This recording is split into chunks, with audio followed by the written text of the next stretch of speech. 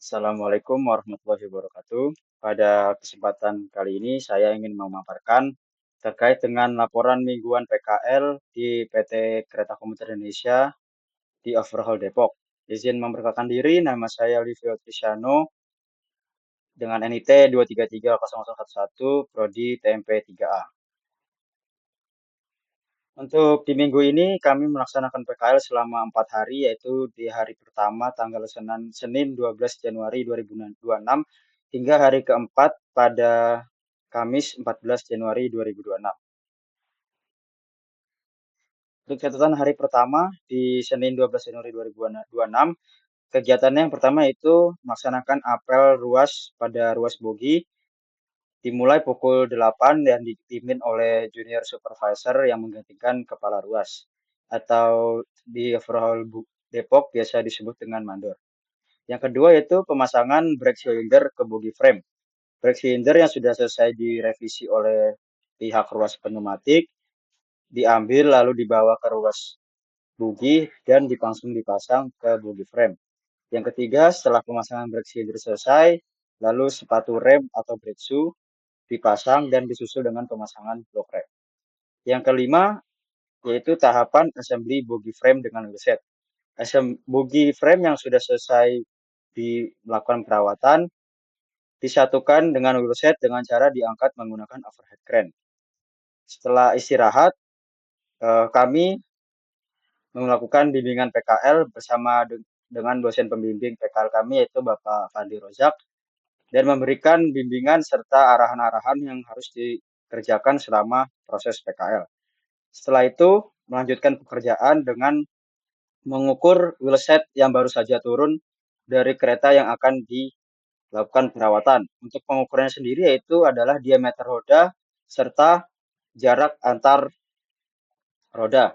Untuk di Overhaul Depok sendiri, ukuran roda maksimal yang bisa digunakan yaitu 815 mm.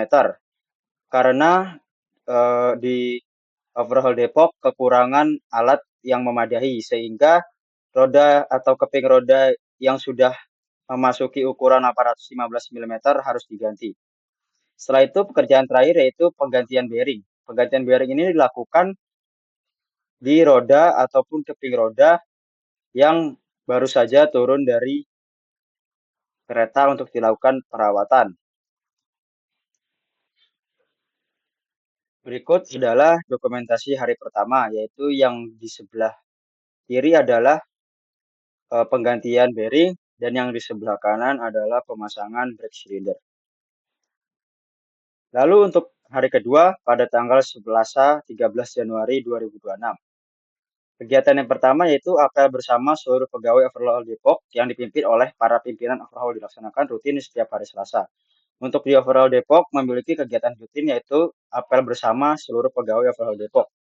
Apel ini biasanya dipimpin ataupun diambil oleh seorang kepala Overhaul Depok dan juga jajarannya seperti asisten manajer dan juga para kepala ruas.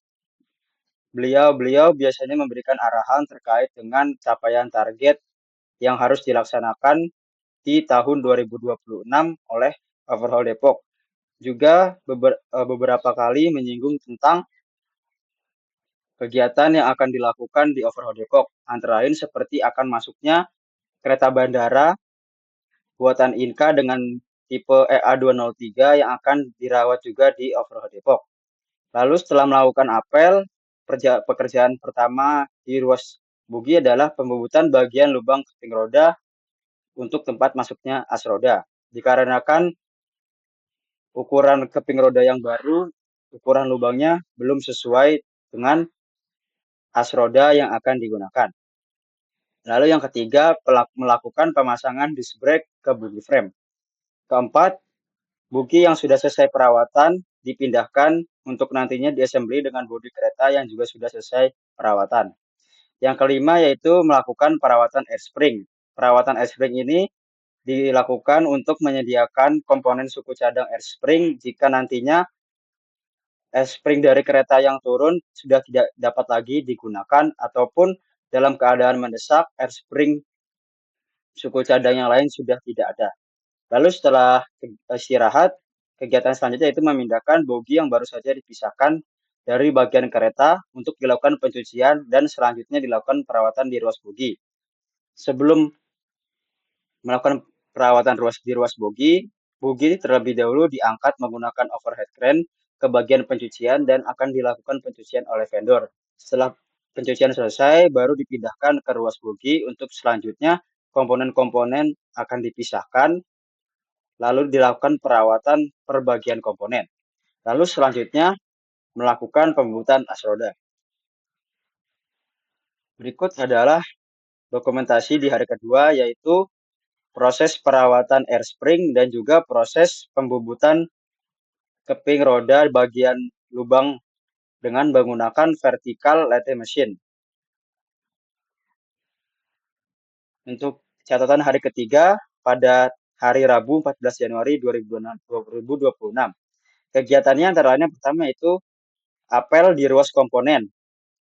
Dilaksanakan pada pukul 8 dipimpin oleh kepala ruas komponen.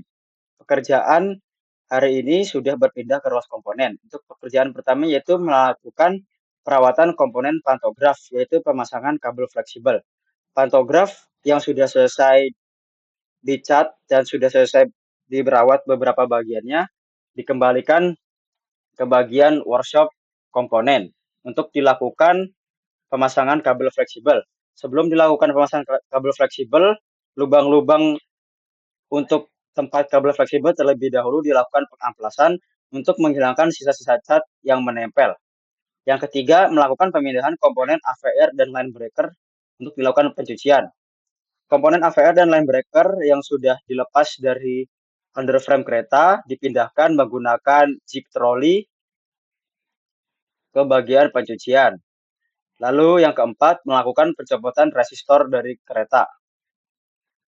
Pencopotan resistor dari kereta menggunakan alat bantu yaitu troli hidrolik. Lalu untuk di hari Rabu 14 Januari, saya dan rekan saya izin terlebih dahulu untuk meninggalkan lokasi PKL lebih cepat karena harus mengambil V-card ataupun kartu mahasiswa magang di kantor Train Operation PT KCI yang berada di Stasiun Depok. Kartu V-card tersebut merupakan kartu akses untuk menggunakan atau menaiki KRL komuter lain. Berikut adalah dokumentasi hari ketiga, yaitu dokumentasi yang pertama yaitu pemindahan komponen AVR dan juga line breaker, dan dokumentasi yang kedua adalah melakukan revisi pantograf. Catatan hari keempat di hari Kamis 15 Januari 2026. Seperti biasa, kami melakukan apel ruas pada ruas komponen pukul 8 dan dipimpin oleh kepala ruas komponen.